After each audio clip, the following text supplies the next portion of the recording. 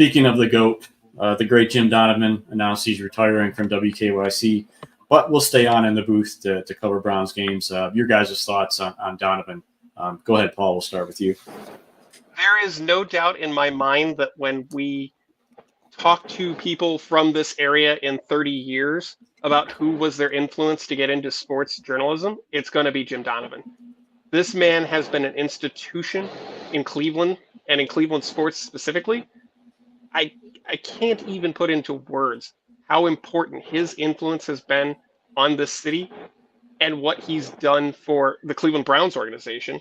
Because let's be honest here, there have been some really, really bad games that Jim Donovan has kind of coaxed us through to make them somewhat palatable, even though we're down like 21-0 in the first quarter.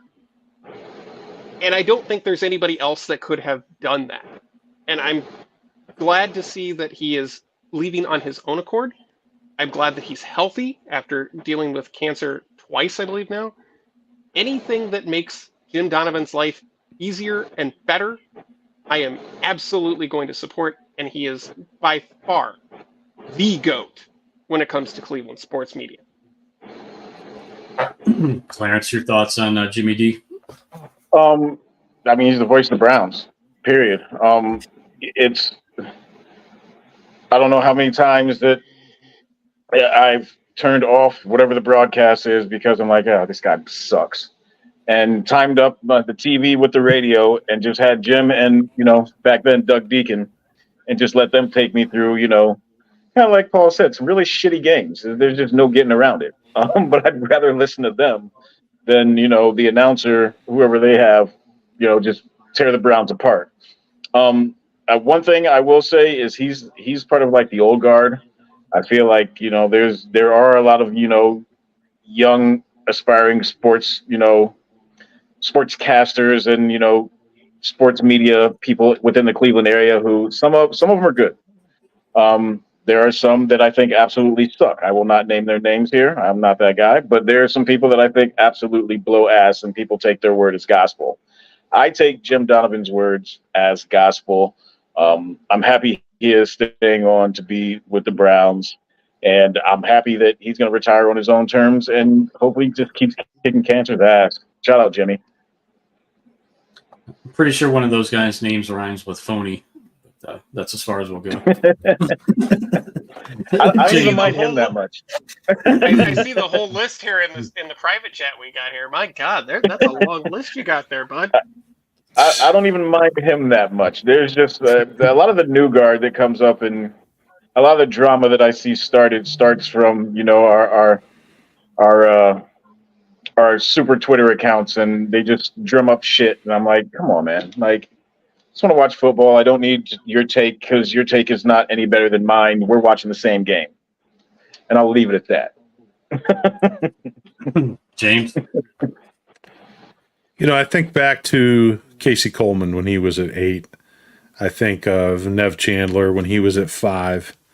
And then, Jim Donovan. And I think the best compliment I can say is that no matter what, he could, there's the alarm again. Sorry about that, guys. But he's the one that has been able to tell great stories with bad football. Basically like what you were saying, Clarence. He saw so many games that are so bad, but he's been able to be so authentic with where he can tell you the story, but he can also just perfectly fit his feelings and his own thoughts right into it, where it's like it's a perfect balance.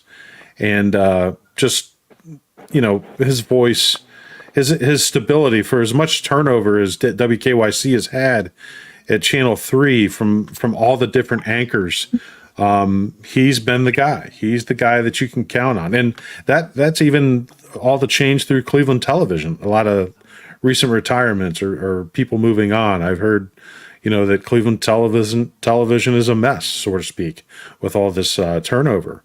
And Jim Donovan was the guy that you could always count on.